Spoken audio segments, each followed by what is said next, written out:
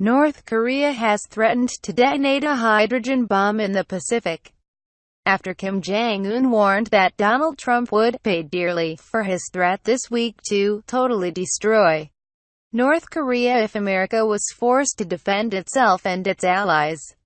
Yong Ho, the North Korean foreign minister, told reporters in New York on Thursday that Mr. Kim's earlier warning of the highest level of hardline countermeasure in history could mean a hydrogen bomb such as the one Pyongyang said it tested on September 3. According to South Korean media, it could be the most powerful detonation of an H-bomb in the Pacific, Mr. Ri was quoted as saying by Yonhap, the South Korean news agency.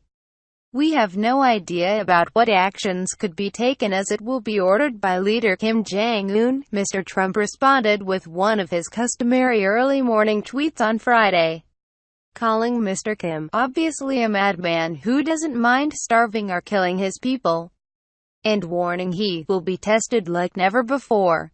The U.S. and North Korea are engaged in an escalating war of words over Pyongyang's fast-developing nuclear and ballistic weapons programs, with both the UN and the U.S. imposing successive rounds of economic sanctions on Mr. Kim's regime.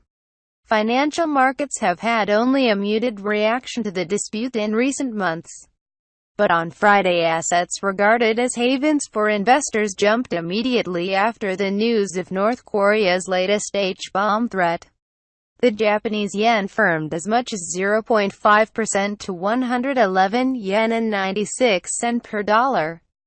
Gold was also 0.5% stronger at $1,297.09 per ounce.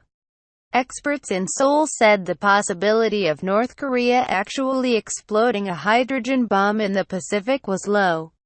"I doubt if North Korea has the capability to carry out such a threat," said Yang Mujin from the University of North Korean Studies in Seoul.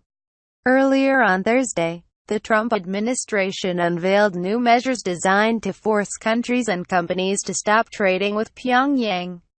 Mr. Trump signed an executive order that enhances the Treasury's power to impose sanctions on foreign financial institutions that facilitate trade-related transactions with North Korea. The order would also impose other restrictions, including on shipping companies and ports that facilitate trade with North Korea. The measures follow 2 rounds of tough sanctions by the UN Security Council in recent weeks. For far too long, North Korea has evaded sanctions and used the international financial system to facilitate funding for its weapons of mass destruction and ballistic missile programs, said Steven Mnuchin, U.S. Treasury Secretary. "No bank, in any country, should be used to facilitate Kim Jong Un's destructive behavior." The new measures come on the heels of warnings from the Trump administration to China to implement existing UN sanctions and clamp down on Chinese companies and banks that deal with North Korea. Mr. Mnuchin said he had informed Zhou Xiaochuan, the Chinese central bank governor, about the latest action. Earlier, the move appeared to signal a breakthrough for U.S. diplomacy after months of urging China to stem the trade finance that allows North Korea to source hard currency. Mr. Mnuchin said the executive order would enable the Treasury to impose a range of sanctions that would include limiting access to the U.S. financial system. Foreign financial institutions are now on notice that they can choose to do business with the United States or with North Korea, but not both, he said.